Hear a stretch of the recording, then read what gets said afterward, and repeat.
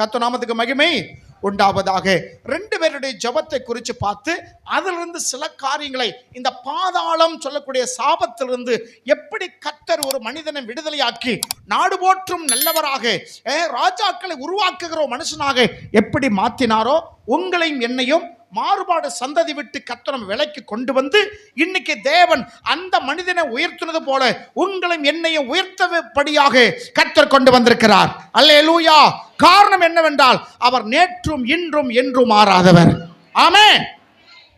நாம மாறி மாறி பேசலாம், மாறி மாறி போகலாம், ஆனா தேவன் என்ன செய்ய மாட்டார், ஒரு நாளும் மாறாதவர். அல்லேலூயா. தேவநாம மகிமுண்டாவதாக. முதல் ஒருத்தருடைய ஜெபம் பாருங்க.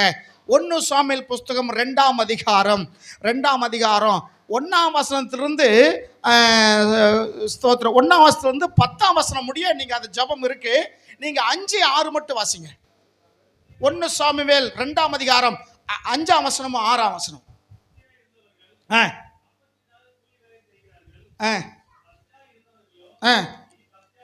இனி பசியாயிரார்கள்.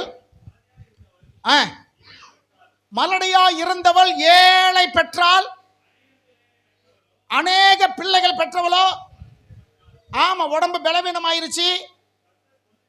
கவனிங்க, கர்த்தர் கொல்லுகிறவரும் உயிர்ப்பிக்கிறவருமாயிருக்கிறார்.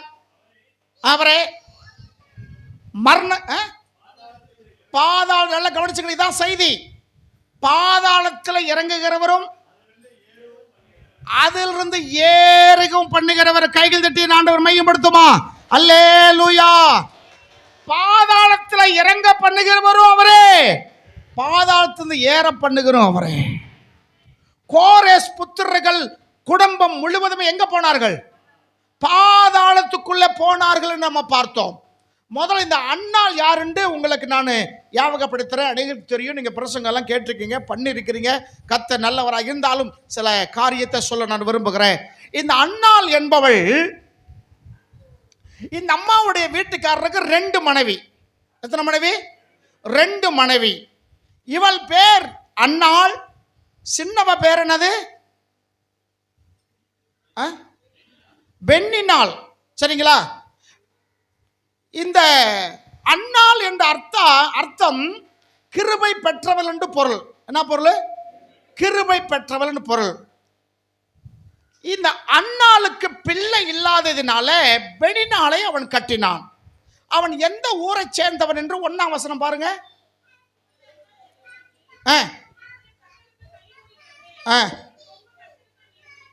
இல்ல 1ஆம் அதிகாரம் 1ஆம் வசனம். எப்ராயிம் மலையில் தேசத்தில் இருக்கிற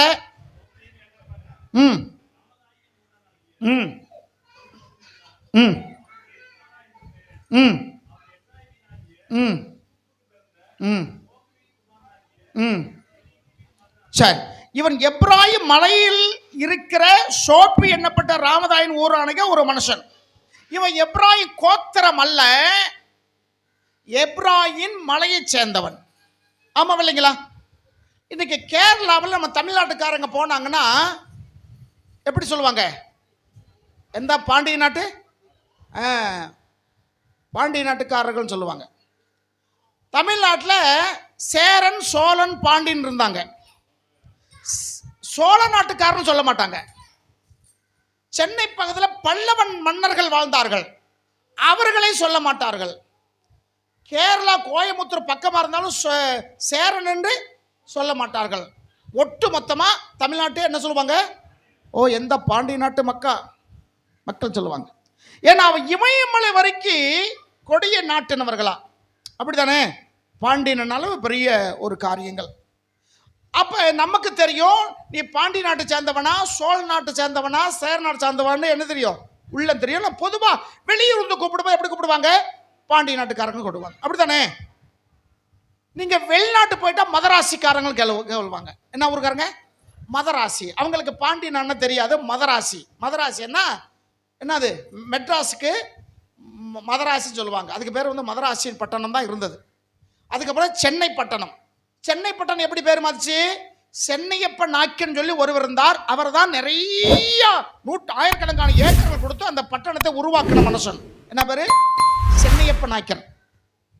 அவருடைய அடையாளம் தான் சென்னை இன்றைக்கு என்ன செஞ்சிருது, பேரு வந்திருக்கு. புரியுதான்னு சொல்ல உங்களுக்கு. நான் என்ன சொல்ல வரேன்னா, இவன் எப்ராயிம் மலைக்காரனை தவிர எப்ராயிம் கோத்திரர் அல்ல. இவன் எந்த கோத்திரம் என்று பார்த்தால் லேவி கோத்திரத்தை சேர்ந்தவன். என்ன கோத்திரம்? லேவி கோத்திரத்தை சேர்ந்தவன். லேவி கோத்திரத்தை சேர்ந்தவன். இந்த லேவி கோத்திரத்தை சேர்ந்த இந்த மனுஷன் லேவியர்களுக்கு என்ன வேலை கொடுத்திருந்தார் ஆண்டவர்? ஆண்டவருக்கு ஆசாரனா இருக்கணும், லேவிய ஊழியம் செய்யணும். அதுல சில பேர் தேர்ந்தெடுத்து ஆசாரிய ஊழியம் செய்யணும். இவனுக்கு அந்த வேலைகள் இல்லை.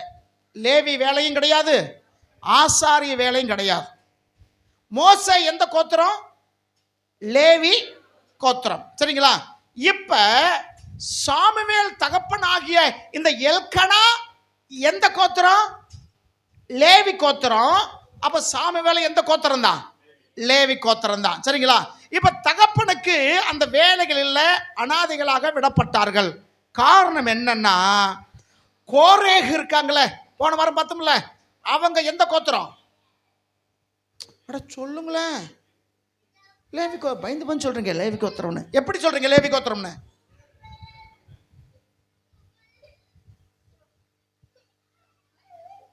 தூக்கிட்டு போ, தூக்கிட்டு போ, தூக்கிட்டு போ. அங்க போட்டு போய் அங்கிட்டு போட்டுரு, காம்பவுண்டுக்கு அங்கிட்டு போட்டுரு. ஆரோனும் மோசேவும் இந்த கோராகும் சித்தப்பா மக்க பெரியப்பா மக்க சொன்னா இல்லையா? அப்ப ஆகையினால அவர்களும் லேவி கோத்திர சேர்ந்தவர்கள் தான். கர்த்தருடைய சபைக்கு விரோதமாக அவங்க எழும்பினதுனால அந்த கோத்திரம் பூமியில விழுங்கப்பட்டார்கள்.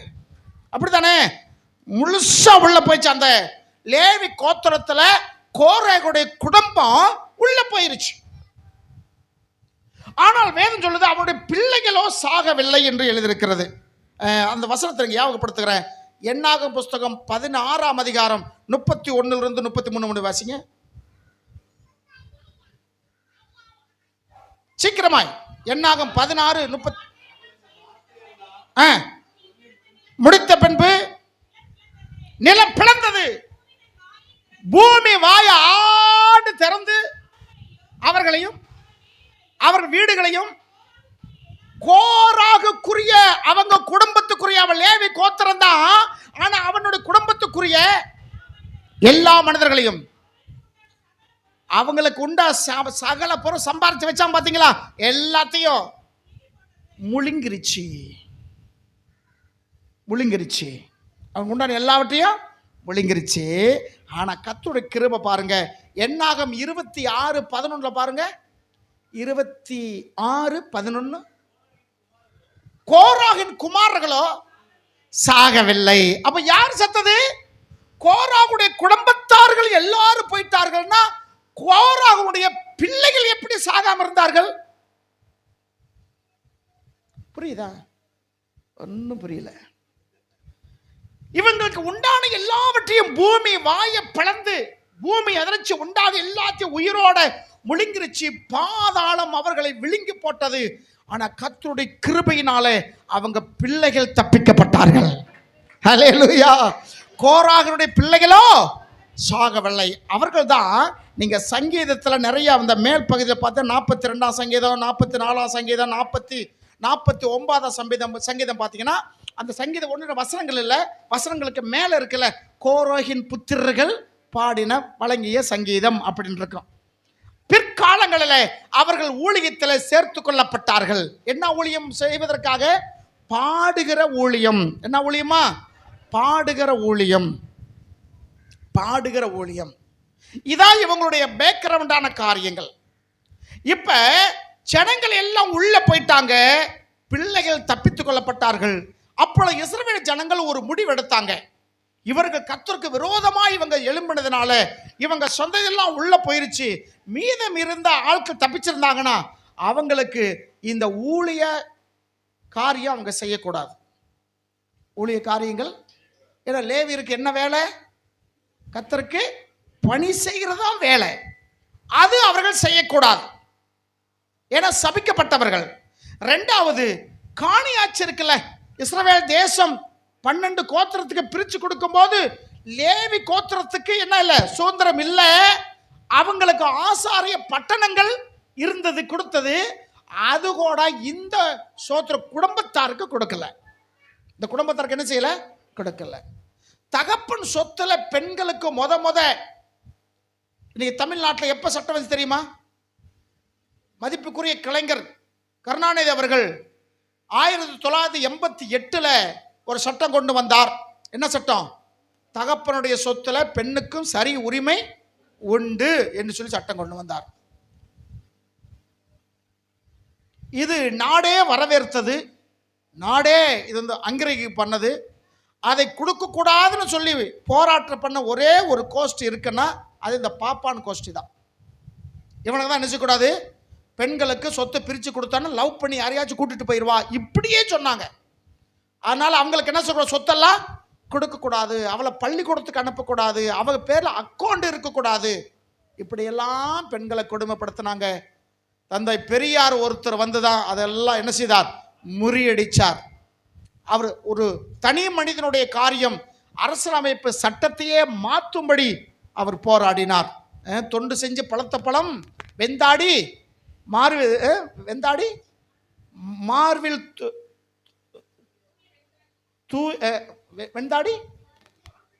மார்வில் விழும், அப்படித்தானே?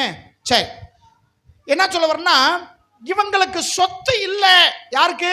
இந்த கோராகுடைய குடும்பத்தார்களுக்கு சொத்து இல்லை என்று சொல்லி அவர்கள் போராடுகிற காரியங்களை பார்க்கிறோம். ஒரு உதாரணத்துக்கு ஒரு வசனத்தை நீங்க பாருங்க.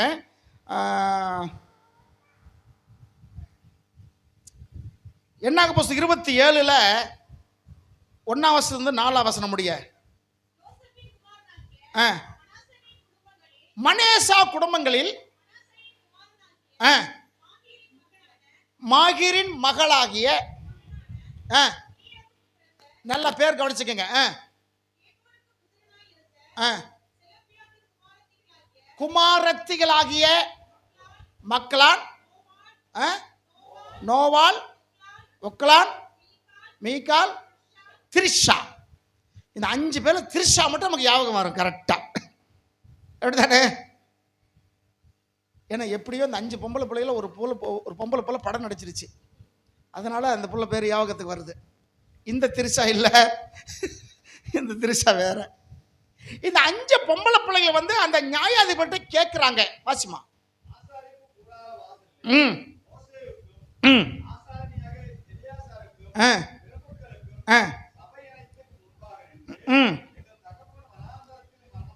எங்க தகப்பன் வனாந்தரத்தில் இறந்து போயிட்டான். அவன் கர்த்தருக்கு விரோதமாக கூடின, கவனிச்சிங்களா? எங்க அப்பா வனாந்தரத்தில் இறந்தான். அவனுடைய அக்கிரமத்தினாலேயோ வயசு மூப்பிலையோ எப்படி என்ன செஞ்சுட்டான், இறந்து போயிட்டான். எங்க அப்பா யாரோட சேரல, யாரோட சேரல, கோராகோட சேரல. பக்கத்து கைப்பிடி சொல்லுங்க, கோராகோட சேரல. ஆமா, கோராகு யாருன்னு நீங்களே புரிஞ்சுக்கிடுங்க. யார் கோராகு சொன்ன கூறாக வரக்கூடாது. கோராகுன்னு யார் இல்லை, நீங்க நினைக்கும் போது யார் யாபகத்தில் வர்றாங்களோ அவங்களோட சேரவில்லை. அந்த கோராகு எப்படிப்பட்டவன்? கர்த்தருடைய சபைக்கு விரோதமாக எழும்பின மனுஷன்.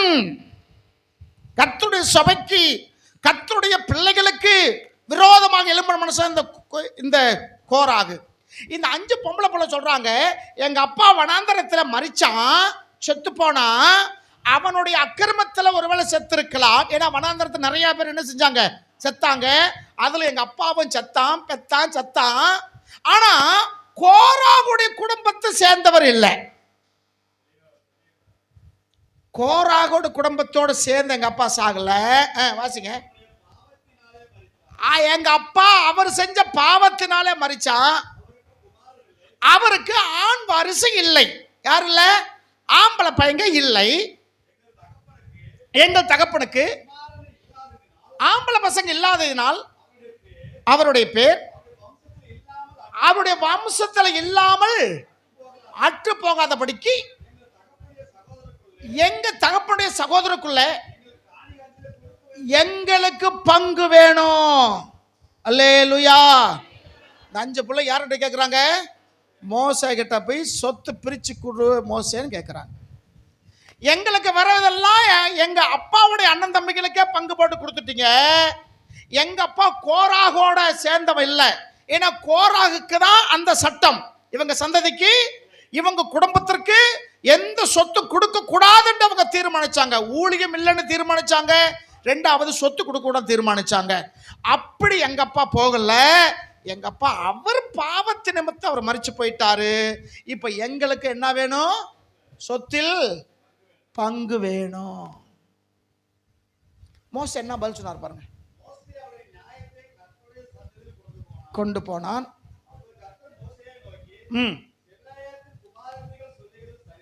அந்த 5 பொம்பளை பிள்ளை சொல்றது சரிதான். அல்லேலூயா, அல்லேலூயா. மோசே கிட்ட சொன்ன உடனே மோசே இந்த ரிப்போர்ட்டை இந்த மனுவை கொண்டுட்டு ஆண்டவர் இடத்துல போகிறான். ஆண்டவர் சொன்ன பதில் தான் இப்ப நீங்க வாசிச்சது. அந்த பொம்பளை பிள்ளைக்கு சொல்றது சரிதான். அவர்களுக்கும் பங்கு கொடுத்துருன்னு சொல்றார். அவங்க சகோதரர்களுக்கு நீங்க பங்கு பிரிச்சு கொடுத்தீங்களே, அதுல இந்த 5 பிள்ளைகளுக்கு என்ன கொடு? பங்கு கெடு. அப்ப பொம்பளை, அதாவது பெண் பிள்ளைகள் தகப்பன சொத்துல முத உரிமை கேட்டு வாங்கினது யாருதான்? இந்த மக்களான், நோவால், மில்கால், திரிசா. இன்னொரு பொம்பளை இருக்க. 4 பேர் தான் சொன்னீங்க. சரி, அது பெரிய பிரச்சனை. அது தெரிஞ்சா போனால் நம்ம பரலோகத்திலும் போகாமல் இருக்க போகிறது கிடையாது. அது பெரிய ஒரு இதில் இந்த 5 பொம்பளை பிள்ளைகள் உரிமையை கேட்டு பெற்றுக்கொண்டார்கள். இன்னைக்கு நீங்கள் என்ன செய்யணும்? உங்களுக்குன்னு ஒரு உரிமை இருக்கிறது. அல்லேலூயா, உங்களுக்குன்னு உரிமை. அதனால போன உடனே வக்கீலோட போய் எங்கள் அப்பா சொத்துல எனக்கு பங்கு கூட கேட்கக்கூடாது. அந்த உரிமை சொல்ல வரல. உங்களுக்கு உங்களுக்கு எல்லா விதத்திலும் கர்த்தர் சுதந்திரத்தை கொடுத்திருக்கிறார். அல்லேலூயா. என்ன சொல்ல வந்தேன்னா, இந்த லேவி கோத்திரமா இருந்தாலும் கோராகினுடைய குடும்பத்தை சேர்ந்தவன் தான் இந்த சாமுவேல். இப்ப புரியுதா? சாமுவேல் எந்த சோத்திரம் குடும்பத்தை சேர்ந்தவன்? கோராகு குடும்பத்தை சேர்ந்தவன். இது 1 நாளாகம் புஸ்தகத்தில் நீங்க பாத்தீங்கன்னா 1 நாளாகம் 6ஆம் அதிகாரம் 33ஆம் வசனத்திலிருந்து 38ஆம் வசனம் முடிய அவங்களுடைய சந்ததிகள் எழுதியிருக்கிறது. நிறைய சந்ததிகள் எழுதியிருக்கு. 38 மட்டும் வாசிங்க.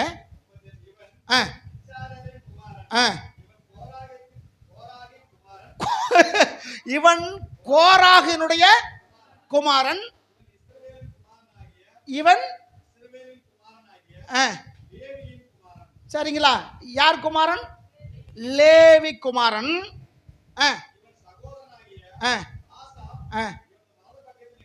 சரிங்களா? இவன் லேவி, அதாவது மேலிருந்து கீழே வரும் அப்படியே. இவன் லேவியினுடைய குமாரன். அவனுடைய மகன் தான் இந்த கோராகு. அவனுடைய அப்பா கடைசியில் 33 பாருங்க. 33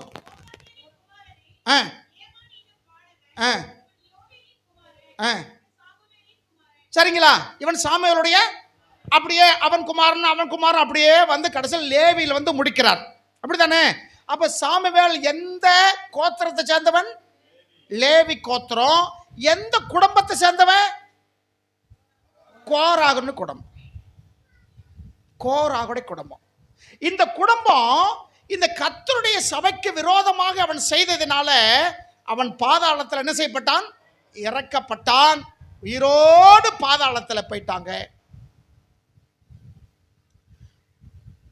பாக்கி இருக்கிற ஜனங்கள் எல்லாம் சொன்னாங்க, இந்த குடும்பம் மாத்திரம் இவங்களுக்கு ஆசாரிய ஊழியம் என்ன செய்யக்கூடாது?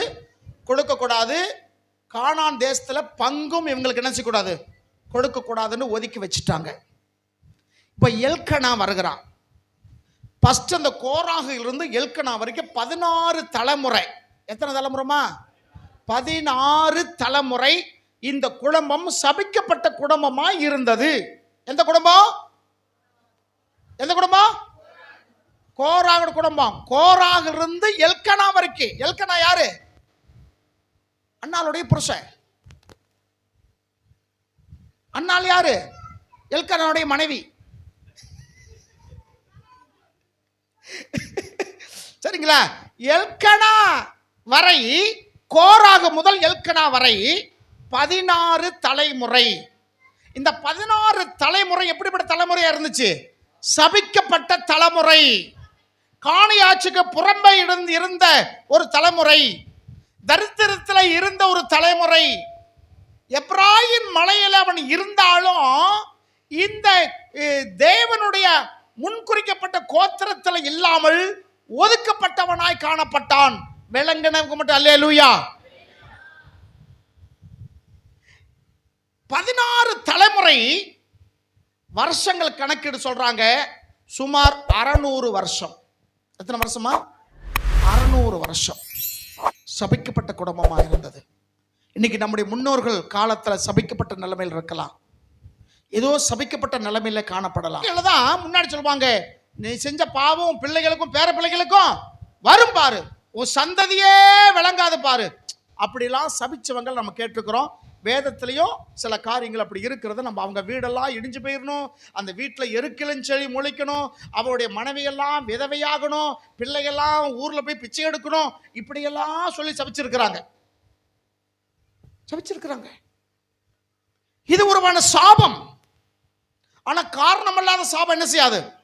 அப்படி சபிச்சாங்கன்னா திரும்பி அவங்களுக்கு தான் போகும். அது காரணம் இல்லாமல் யாரும் சபிச்சாங்கன்னா அந்த சாபம், யாரு சாபம் வருகிறாங்களோ அவங்களுக்கு என்ன செஞ்சிடும்? இது அவங்களுக்கு தெரியாது, பார்த்துக்கிடுங்க. அந்த சாபம் இருந்து கொண்டே இருக்கும். இப்ப இந்த சாபம் 600 வருஷம் தொடர்ந்து வந்த சாபம். ஆகையினாலதான் மரியாள் என்றால், அன்னாள் என்றால் கிருபை பெற்றவள். கிருபை பெற்றவளுடைய கர்ப்பத்தை கர்த்தர் அடைச்சு வச்சிருந்தார். கர்த்தர் என்ன செய்தார்? கர்த்தர் அடைச்சாரா? கர்த்தரே அடைச்சாரா? ஏன் 12 கோத்திரங்கள்ல எத்தனை லட்ச கோடி ஜனங்கள் இருக்கிறாங்க, அவங்க கர்ப்பத்தை எல்லாம் அடைக்காம ஏன் அன்னாளுடைய கர்ப்பத்தை அடைக்கணும் ஆண்டவர்? இப்ப வருஷத்துக்கு ஒரு முறை அவங்க என்ன வருவாங்க? எப்ராயிம் மலையிலிருந்து சீலோமுக்கு வருவார்கள் நோம்பி கொண்டாடுவதற்காக. நாம என்ன செய்யறோம்? நமக்கு நோம்பி என்ன செய்யுது? கிறிஸ்துமஸ் வருது, ஆண்டு பலா வருது, எங்க இருந்தாலும் வந்துடுறீங்க, வந்து கலந்துட்டு போயிருங்க. அது சிறப்பு, அது ஒரு ஆசீர்வாதம், அது மகிழ்ச்சி. அல்லேலூயா. அந்த நாள்ல எல்லாரும் வந்துருவாங்க. எந்த 12 கோத்திரத்தில் இருக்கிற எல்லாருமே என்ன செய்யணும்? சீலோவுக்கு வரணும். அப்ப இவங்க போனாங்க. இந்த அம்மா அழுதுகிட்டே இருக்காங்க கோயில்ல. ஏழி பார்த்தாரு, என்ன நீ வந்து குடிச்சிட்டு வந்து இங்க இருக்கியா கேட்கும்போது, ஐயா நான் குடிக்கல, ஒன்றும் செய்யல, நான் மனக்கிளேசமுள்ள ஸ்திரீ, எனக்கு குழந்தைகள் இல்லை, என்னுடைய சக்கலாத்திக்கு மட்டும் ஒரு எத்தனை பிள்ளைகள், ஒரு 6-7 பிள்ளைகள் இருப்பாங்க. இவ என்னது? இவ தான் மூத்த சம்சாரம். மூத்த சம்சாரத்துக்கு என்ன சொல்லுவாங்க? சக்கலாத்தி. 2வது வந்தா சக்கலாத்தி. சில பேர் சண்டையில் சொல்ல வாடி சக்கலாத்தின்னு சொல்லுவாங்க. சும்மா சக்கலாத்தினா என்னது? அது வேற. சண்டையில் அப்படி கூப்பிடுவாங்க. சக்கலாத்தி 2வது வந்தா சக்கலாத்தி. ஃபர்ஸ்ட் வந்தவ சவுத்தி. சவுத்தி அது வந்து தெலுங்குல தான் இருக்கு, தமிழ்ல இருக்கா? தமிழ்ல ஒன்றும் இல்லை இல்லம்மா. சரி. அப்ப இந்த அண்ணாளுடைய சக்கலாத்தி இருக்கிற பெனினாள் இவளை பார்த்து எப்ப பார்த்தாலும் நோகடிக்கபடியே பேசுவாள். பாரு நான் எத்தனை குழந்தை பெற்றிருக்கு பாரு, உனக்கு குழந்தைகளை பாரு, மன நோகும்படியே பேசுவாளாம். இப்ப கோயில வந்து அந்த மனசில் இருக்கலாம் கொற்றா, ஆண்டவரே நான் அப்படிப்பட்டவ இப்படிப்பட்டவ, இவள பண்றா, எனக்கு ஒரு குழந்தை கொடுங்க, கொடுத்தா திருப்பி உங்களுக்கு என்ன செஞ்சிடறேன்? கொடுத்துட்றேன். எதற்கு கொடுக்குறேன்? எது கொடுக்குறேன்? 600 வருஷமா இந்த குடும்பம் ஊழியம் செய்யாம சபிக்கப்பட்ட குடும்பமா இருக்கு. புரியுதா நான் சொல்றது உங்களுக்கு? 600 வருஷமாய் 16 தலைமுறையாய் இந்த குடும்பம் கர்த்தருடைய ஊழியம் செய்யக்கூடாதுன்னு ஒதுக்கி வைக்கப்பட்ட குடும்பம். ஏன்னா இந்த குடும்பம் லேவி கோத்திரமா இருந்தாலும் எந்த குடும்பத்தை சேர்ந்தவங்க? கோராகு குடும்பத்தை சேர்ந்தவங்க. இந்த அம்மாக்கு இது தெரியுமா தெரியாம இருக்குமா? நிச்சயமா தெரிஞ்சிருக்கு. சொல்றா, எனக்கு ஆண் குழந்தை கொடுத்தீங்கன்னா உங்களுக்கு நான் ஊழியத்துக்கு என்ன செஞ்சிடறேன்? கொடுத்துட்றேன். ஒரு புதிய தீர்மானத்தை கொண்டு வருகிறார். ஹல்லேலூயா. இந்த அம்மாவுக்கு தெரியும் நம்ம குடும்பம் எப்படிப்பட்ட குடும்பம், சபிக்கப்பட்ட குடும்பம். இந்த குடும்பம் கிட்டத்தட்ட ஒரு 600 வருஷ காலமாய் ஊழியம் செய்ய முடியாதபடிக்கு இருக்கிற குடும்பம். நம்ம பிள்ளைகளுக்கு ஊழியத்துக்கு கொடுக்குறோம் சொல்றோமே, ஊர் என்ன சொல்லுவாங்க, உலகம் என்ன சொல்லுவாங்க, அவங்க என்ன சொல்லுவாங்க, அதை பற்றி இந்த அம்மா கவலையே படலை. அல்லேலூயா. போடா, ஏன் கர்த்தர் எனக்கு பயணம் கொடுத்தா நான் ஊழியத்துக்கு கொடுப்பேன், தெரிஞ்சதை பாடுறா, தெரிஞ்சது. இந்த புருஷன் கிட்ட இந்த அம்மா சொல்லுது, எனக்கு ஒரு கர்த்தர் குழந்தை கொடுத்தாரா நான் ஊழியத்துக்கு கிடைச்சிடுறேன் கொடுத்துறேன் சொல்லிட்டேன். அண்ணா அவனாச்சும் சொல்லணுமா வேணாமா? ஏம்மா நம்ம குடும்பம் ஒதுக்கி வச்சிருக்கிறாங்க, நம்மளாம் ஊழியம் செய்ய முடியாது. எங்கள் தாத்தாவுடைய தாத்தா தாத்தாவுடைய தாத்தா தாத்தாவுடைய தாத்தா 600 வருஷம் மணந்த கோராக சொல்கிறவன் அநியாயக்காரன் சபைக்கு விரோதமாக எழும்புனாலும் அவனை நினைச்சிட்டாங்க. அதுக்கு எங்களுக்கு நமக்கு காணியாச்சியே நமக்கு கிடையாது, நீ இப்படி சொல்கிறியாமான்னு அவனும் தடை பண்ணலை. கர்த்தர் உனக்கு சொன்னபடி நீ செய். ஹல்லேலூயா, ஹல்லேலூயா. போனால் கர்த்தருடைய வார்த்தை நம்பி போனால் ஒரு குழந்தை கர்த்தர் கொடுத்தார். அந்த குழந்தை பால் மறந்த பிறகு கொட்டு வந்து எங்கே கொடுத்துட்டா, கோயிலில் கொடுத்துட்டா. இது தெரியுமா தெரியாதா? பால் மறந்த பிறகு கொடுத்துட்டா. பால் மறக்கிறதுக்கு எத்தனை வருஷமாகும்? ஒரு 7-8 வருஷமாகுமா? 6 வருஷமா? இன்னைக்கு 6 மாசம் கூட மூதேவிக்கு பால் கொடுக்க மாட்டேங்குது. அழகு மேன்மை குறைஞ்ச மூதேவி பால் கொடுத்தாதான் உனக்கு அழகு.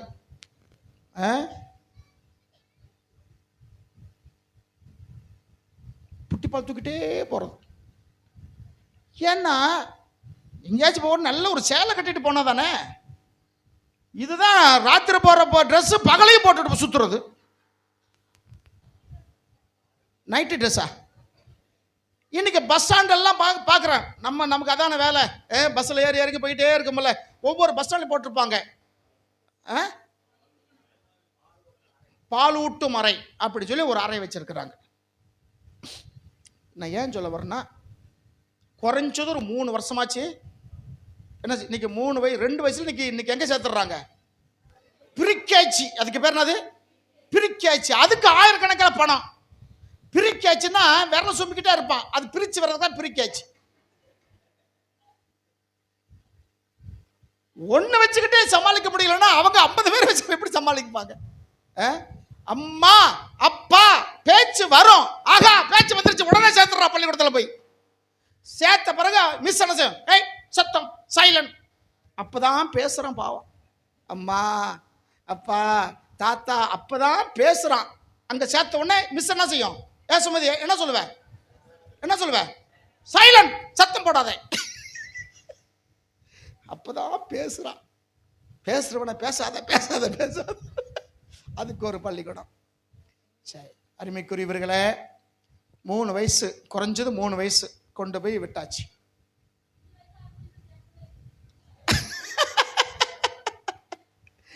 இல்ல இந்த அம்மா அண்ணால் போய் தன் மகனை கொண்டு போய் 3 வருஷத்துல எங்க விட்டுருச்சு? கோயில கொண்டு போய் விட்டுருச்சு. எதுக்கு? அங்க ஊழியம் செய்வதற்காக. இந்த ஆளுக்கு கண்ணு தெரியாது. யாருக்கு? பிரதான ஆசாரியன் பாஸ்டர், பெரிய தலைமை பாஸ்டருக்கு வயசு ரொம்ப வயசானவர், கண்ணு மங்களாச்சு. அவருடைய நிலைமை பார்த்தீங்கன்னா அவரு பிள்ளைகளையே கர்த்தருக்குள்ள வழி நடத்துறதுக்கு முடியல. அவங்க பிசாசுடைய பிள்ளைகளாகவே இருக்கிறாங்களாம். இந்த ஏழையுடைய மனைவி இருந்தாலும் இந்த பையனை பார்த்துக்கிடுவாங்க. இவருக்கே வயசுனா அந்த அம்மாவுக்கு எப்படி இருந்திருக்கும்?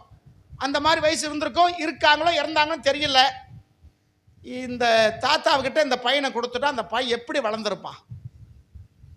அந்த குழந்தையுடைய நிலைமை கொஞ்சம் யோசிச்சு. 3 வயசு பிள்ளை, 3 வயசுல இங்கே ஸ்கூலுக்கு அனுப்பி எப்படா பஸ் வரும் என்ன ஒரு சகோதரர் சொன்னாங்க, 5 வருஷமாச்சு இன்னும் பள்ளிக்கூடம் சேர்க்கல அப்படின்னு.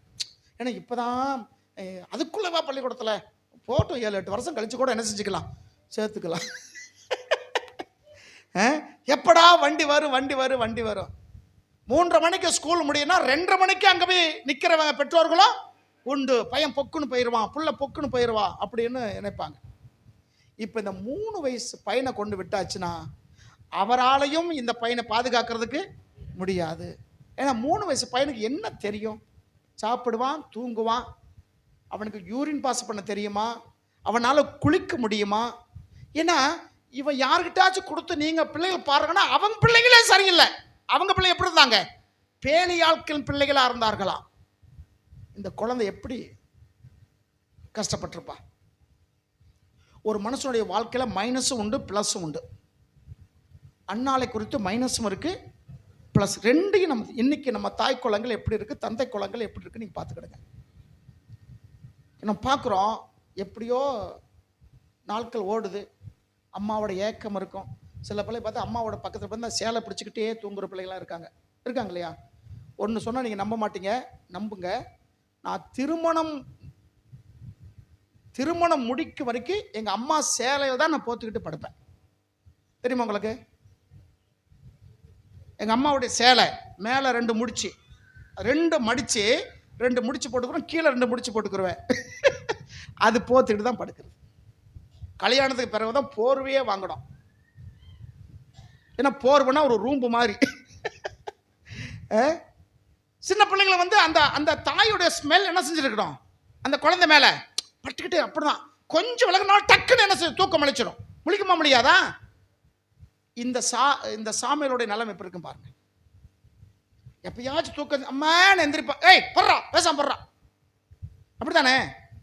அந்த அந்த ஏழுடைய பசங்கள்லாம் இந்த பையனை எப்படி வேலை வாங்கியிருப்பாங்க, எத்தனை அடிச்சு. ஏன்னா அவங்க நல்லவங்க கிடையாது. நல்லவங்க தானே, ஐயோ சின்ன பையனே அவங்க விட்டுட்டு போயிட்டாங்களே, இந்த பையனை பார்க்கணுமே பாதுகாக்கணும் அப்படின்னு ஒரு எண்ணம் வரும். இவங்க சரியில்லை. இவங்க அந்த குழந்தை எப்படி வளர்ந்துருப்பான். இந்த அம்மா என்ன செய்யும், வருஷத்துக்கு ஒரு தடவை வரும். சினுக்கு சினுக்கு சினுக்கு இருந்து சின்ன சட்டையா. யாருக்கு முன்னாடி ஊழியம் செய்யறான்? யாருக்கு முன்னாடி ஊழியம் செய்யறான்? எந்த குடும்பம் 600 வருஷமா சபிக்கப்பட்ட குடும்பம்? சாமுவேல் குடும்பம்.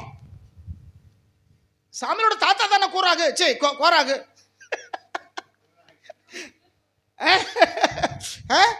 இப்ப எந்த ஊழியத்துக்கு வேணாம்னு ஒதுக்கினார்களோ 17வது தலைமுறை சாமுவேல் கர்த்தருக்கு முன்னாடி ஊழியம் செய்தான். அல்லேலூயா.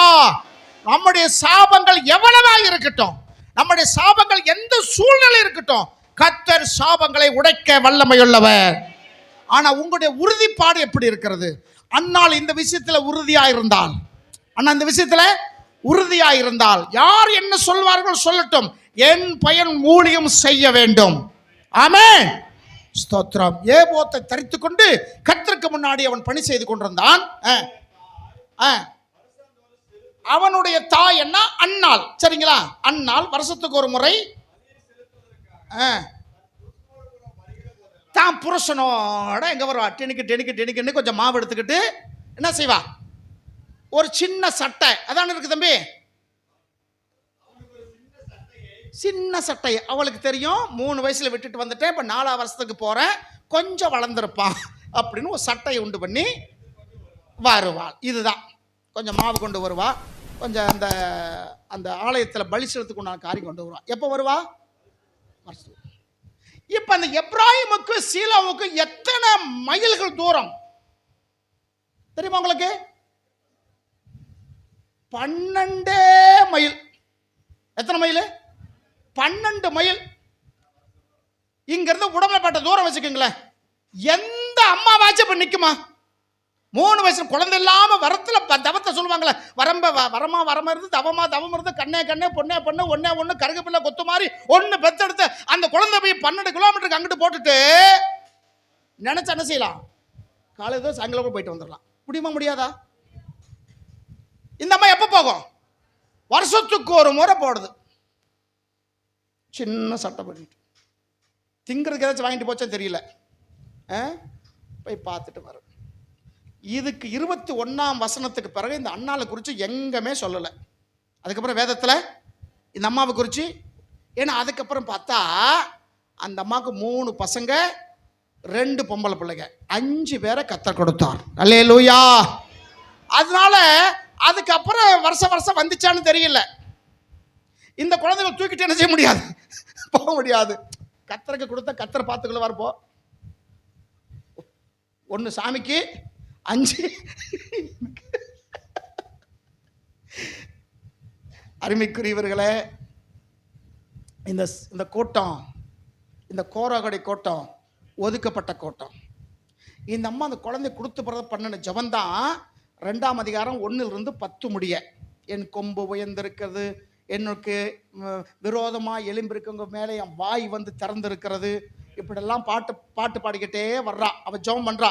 பண்ணிட்டு இந்த இப்போ வாசிங்க 6வது வசனம் 2:6.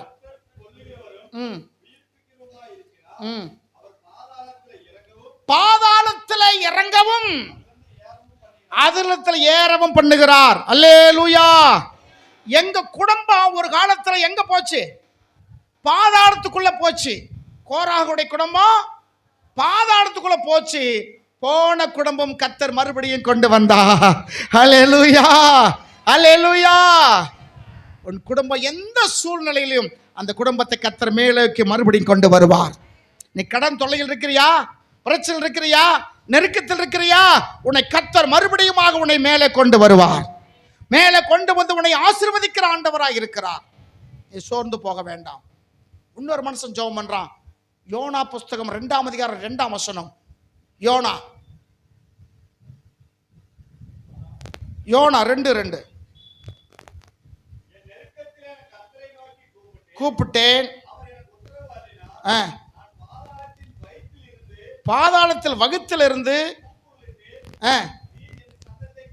கேட்டேன். பாதாளத்திலிருந்து என்ன செய்தேன்? கூப்பிட்டேன். யோனா ஜெபம் பண்றான், பாதாளத்திலிருந்து ஜெபம் பண்றான். கர்த்தர் ஜெபத்தை கேட்டு அவனை வெளியே கொண்டு வந்தார். ஹல்லேலூயா. ஏனென்றால் வெளிப்படுத்தல் விசேஷம் 1:18 நீங்க படிச்சு பார்த்தீங்கன்னா, ஸ்தோத்திரம், வெளிப்படுத்தல் 1:18 பாதாளத்துடைய திறவுகோலை நான் வச்சிருக்கிறேன், மரித்தேன், ஆனாலும் இதோ சதா காலங்களில் உயிரோடு இருக்கிறேன். ஆமென். நான் மரணத்துக்கும் பாதாளத்துக்கும் உடைய திறவுகோல். அல்லேலூயா. மரணத்துக்கும் பாதாளத்துக்குரிய திறவுகோல் என் கையில் இருக்கிறது. அந்த ஆண்டவர் தான் நம்ம ஆண்டவர். மரித்தேன், சதா காலங்களில் உயிரோடு இருக்கிறேன். உயிரோடு இருக்கிற ஆண்டவர் நம்ம ஆண்டவர். மரித்து போனவர் அல்ல, சிலைகள் அல்ல, உருவ வழிபாடுகள் அல்ல, விக்கிரங்களை அல்ல, மரம் இல்ல, மண் இல்ல, மட்டை இல்ல, நாய் இல்ல, பல்லி இல்ல, சாம்பிராணி இல்ல, எல்லா தெய்வங்கள் கிடையாது. இவையெல்லாம் உண்டாக்குனது ஒரு தெய்வம், அவர்தான் நம்முடைய தேவன். அல்லேலூயா. ஏன்னா பாதாளத்துக்குரிய திறவுகோலை என் கையில இருக்கிறது. பாதாளத்திலிருந்து ஏறி வர பண்ணுகிறவர். இவங்களுடைய பாட்டனார் பாதாளத்துக்குள்ள போனா சாமுவேல் மூலியமாய் பாதாளத்திலிருந்து ஏறி வர பண்ணினார். எந்த ஊழியத்துக்கு ஆகாது என்று ஒதுக்கப்பட்டார்களோ அந்த ஊழியத்தை இவன் செய்ய ஆரம்பித்தான். அல்லேலூயா. நீங்க பழைய ஏற்பாடுல பார்த்தீங்கன்னா, ஊழியம் செய்யறதுக்கு வயசு 30 வயசு இருக்கணுமா. ஆசாரி ஊழியம் செய்யறதுக்கு வயசு எத்தனை இருக்கணும்? 30 வயசு இருக்கணும். ஆனா இவனுக்கு 3 வயசு தான். சட்டத்தையே கர்த்தர் மாத்தினார். தாவீது காலத்துல அது 20 வயசாக மாத்தினார். 20 வயசாக மாத்தினார். தாவீதுக்கு சம்பவம் எப்ப நடந்தது? சாமுவேலுக்கு பிறகுதான். அப்படிதானே? அப்ப என்னாக புஸ்தகத்தில் வாசிக்கிறோம், குறைஞ்சது 30 வயசாச்சு இருக்கணும். ஆனா 3 வயசுல கர்த்தருக்கு ஊழியம் செஞ்சாராம். எந்த குடும்பம் ஆகாதென்று தள்ளப்பட்டார்களோ அந்த குடும்பத்தை கொண்டு அந்த தேசத்துக்கே ஒரு ஆசீர்வாதத்தை கர்த்தர் கொடுத்தார். உங்க மூலியமாக உங்க குடும்பம் ஆசீர்வதிக்கப்பட வேண்டும். உங்க குடும்பம் மூலியமாக உங்க கிராமம் ஆசீர்வதிக்கப்பட வேண்டும். உங்க குடும்பம் மூலியமாக சபை ஆசீர்வதிக்கப்பட வேண்டும். உங்க குடும்பம் மூலியமாக பரலோக மகிழ்ச்சி அடைய வேண்டும். அல்லேலூயா. கர்த்தருக்கு மகிமை உண்டாவதாக. அவன் ஏபோத்தை தரித்து கொண்டு அவன் என்ன செய்தான்? ஊழியம் செய்தான் என்று வாசிக்கிறோம். 3வது அதிகாரத்தை நீங்க பாருங்க. 1 சாமுவேல்ல 4ஆம் அதிகாரம் 1ஆம் வசனம். சாமுவேலோட வார்த்தை இஸ்ரவேல் எல்லாருக்கும் வந்துச்சா? ஹல்லேலூயா. உங்க வார்த்தை எல்லாருக்கும் வரணும். உங்க வார்த்தை எல்லாருக்கும் வரணும். உங்க வார்த்தை எல்லாரும் கேட்கணும்னா என்ன செய்யணும்? நம்ம எப்படி இருக்கணும்? அந்த அளவுல உயர்த்தப்பட வேண்டும். ஆமா இல்லைங்களா? அந்த அளவுல நம்ம உயர்த்தப்பட வேண்டும். எதுல? ஆவிக்குரிய காரியத்திலும் சரி, பூமிக்குரிய ஆசீர்வாதத்திலும் சரி நம்ம எப்படி இருக்கணும்? உயர்த்தப்பட வேண்டும். இம்மையும் ஆசீர்வாதமா இருக்கணும், மறுமையும் ஆசீர்வாதமா இருக்கணும். இந்த உலகத்தில் நம்ம தரித்திரமாய் வாழ்வதற்கு கடவுள் நம்ம என்ன செய்யல, உண்டாக்கல. தரித்திரமாய் ஜீவிப்பதற்கு உண்டாக்கல. கடன் கடன் கடன் கடன், எனக்கு விவரம் தெரிஞ்ச நாள் இருந்து இதுவரைக்கும் கடனே கடன் கட்டிக்கிட்டு இருக்கிறோம், கடனே இருக்கிறதுன்னு சொல்லி, இது கிறிஸ்தவ வாழ்க்கை அல்ல. சில பேர் என்ன செய்வாங்கன்னா, கடன் வாங்க வேண்டிய தேவையே இல்லாமல் இருந்தாலும் ஏதோ ஒரு காரியத்தில் 5 லட்சம் 10 லட்சம் கடன் வாங்கி அதுக்கு ஜாமான வாங்கி பேங்கில் அடை வச்சுட்டு அந்த பணத்தை வச்சு கொஞ்சம் கொஞ்சமாக கடன் கட்டுவாங்க. இந்த யானை மண்ணை வாரியதில் போடுற மாதிரி அது மாதிரி. அப்போ கடன் கடன்னா நீ கடன் வாங்க அவசியமே இல்லை, நீ வேணுமென்றே கடன் வாங்கி அதுக்கு ஒரு ஜாமான வாங்கி அந்த ஜாமான அடவை வச்சு அந்த கடனை காலமெல்லாம் கட்டுக்கிட்டு இருக்கிறது. இல்லை, இப்படி வாங்கினாதான் வாங்க முடியும் என்றால் வாங்கிக்கங்க, ஒன்றும் பிரச்சனையே. ஏன்னா மொத்தமாக இன்னைக்கு பார்த்தீங்கன்னா ஒரு பவுன் வந்து 70,000 சில்லறை வந்துருச்சு, அப்படித்தானே? 1 லட்சம் வந்துருச்சா? ஆமாம், சேதாரம் கூலியோட 1 லட்ச ரூபா வந்துடும். 1.25 லட்சம். ஒரு அம்மா சொல்லுது 3/4 லட்சம் ஆகிருச்சு அப்படின்னு டிவியில் சொல்கிறாங்க. சேதார கூலி சேர்த்தா 1 லட்சம். இன்றைக்கி ஏழை எலிகள் நினைச்ச முடியாது, வாங்கவே முடியாது. அப்போ கொஞ்சம் கொஞ்சமாக வாங்கணும், வாங்குங்க. வேதம் சொல்லுது அப்படி அல்ல, உன்னுடைய கையின் பிரயாசத்தை கொண்டே கர்த்தர் உன்னை உயர்த்துவார். அல்லேலூயா. பாதாளத்தில் இறங்குகிறவரும் பாதாளத்தில் ஏற பண்ணுகிறவர். இந்த சாமுவேலுடைய 16 தலைமுறை இந்த சாபம் சாமுவேலால் முறிக்கப்பட்டது, அன்னாளால் முறிக்கப்பட்டது. உங்களுடைய முற்பிதாக்களோட சாபங்களை நீங்க முறிக்கிறவங்களாக இருக்க வேண்டும், உங்க பிள்ளைகள் முறிக்கிறவர்களாக இருக்க வேண்டும். பழைய காரியங்கள் அல்ல, ஒரு புதிய அத்தியாயத்தை உன் சந்ததி தொடங்க வேண்டும். எத்தனை பேர் விசுவாசிக்கிறீங்க? அல்லேலூயா. கர்த்தர் நல்லவர். சாமுவேலுடைய வார்த்தை சமஸ்த இஸ்ரவேல் எல்லாருக்கும் வந்ததா. இவன் எத்தனை விதமான ஊழியம் செய்தானா? 7 விதமான ஊழியம் செய்தான். எத்தனை வித ஊழியம்? 7 விதமான ஊழியம். ஃபர்ஸ்ட் ஊழியம் எது சொல்லுங்க? ஆசாரி ஊழியம். 2வது பிரதான ஆசாரனுடைய, ஆசாரின்னா உள்ள இருக்கிறவன், பிரதான ஆசாரன் 7க்கு சமம், சரிங்களா? 2வது ஊழியம். 3வது என்ன ஊழியம்? தீர்க்க தரிசன ஊழியம். இன்னொரு ஊழியம் தீர்க்க தரிசிகளுக்கெல்லாம் தலைவன் சொல்லக்கூடிய ஒரு ஊழியம். இப்படி 7 விதமான ஊழியத்தை அவன் மூலியமாக கர்த்தர் செய்தார். ராஜாக்களை உருவாக்குகிற ஒரு ஊழியம், அப்படிதானே? ராஜாக்களை உருவாக்குகிற ஊழியம், வேத வசனத்தை சொல்லுகிற ஊழியம். இப்படி 7 விதமான, இதுக்கு முன்னாடி இந்த 7 விதமான ஊழியம் ஒருத்தர் செஞ்சதே கிடையாது, ஒருத்தர் செஞ்சதே இல்லை. நியாயாதிபதி ஊழியம் எல்லாத்தையும் என்ன செய்ய, 40 வருஷம் இஸ்ரவேல் ஜனங்களை நியாயம் விசாரித்தார் என்று நம்ம வேதத்தில் வாசிக்கிறோம். அப்போ எந்த ஊழியத்துக்கு வேண்டாம் என்று ஒதுக்கப்பட்டார்களோ இன்னைக்கு அந்த சாபங்கள் முறியடிக்கிறதுக்கு சாமுவேலை கர்த்தர் பயன்படுத்தினார். இன்னைக்கு உங்களை பயன்படுத்துவார், உங்களை பயன்படுத்துவார். அன்னைக்கு சாமுவேலை பயன்படுத்த ஆண்டவர் உங்களை என்ன செய்வார்? பயன்படுத்துவார். அண்ணாலோ தீர்மானம் பண்ணா, யார் என்ன சொன்னாலும் பரவாயில்ல, என் பிள்ளையை நான் கொண்டு போய் சேர்ப்பேன். ஆனால் நீங்க அதை பாருங்க, 3 மாடுகளை அங்கே கொண்டு போனான் இருக்கு பாருங்களேன், 3 காளைகளை கொண்டு போனாங்க இருக்கு. 1ஆம் அதிகாரம் 24, 25 அவ்வளோதான், ஜோம் பண்ணி முடிக்க போகிறோம்.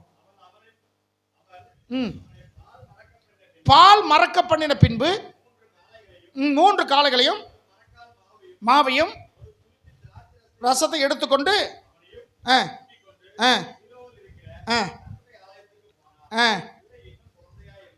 சரிங்களா?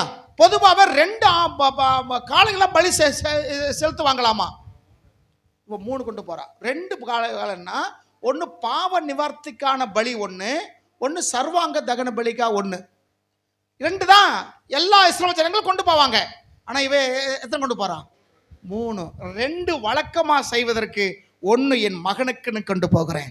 ஒரு பக்கத்தில் மாடை பிடிச்சிக்கிட்டா, ஒரு கையில் பையனை பிடிச்சிக்கிட்டா. அந்த சீலோவ இடம் மலை மேல் இருந்ததா. எங்க இருந்தது? மலை மேலே அந்த கூடாரம் போட்டிருந்தார்கள். லட்சக்கணக்கான ஜனங்கள் இருக்கிறாங்க. எல்லாத்துக்கும் தெரியும் இவள் எந்த வீட்டை சேர்ந்தவள்? கோராகனுடைய குடும்ப சேர்ந்தவள். இவள் பலி செலுத்துவர். பலி என்ன யாரு வேணா செலுத்தலாம், ஊழியம் இந்த குடும்பம் மட்டும் செய்யக்கூடாது. இப்படிதான் அதோட விதி விலக்கு. இவ ஒரு கையில பையனை பிடிச்சிக்கிட்டா, ஒரு கையில மாட்டை பிடிச்சிக்கிட்டா, எல்லாருக்கும் முன்னாடி தைரியமாய் மலை மேலே ஏறி போனாள்.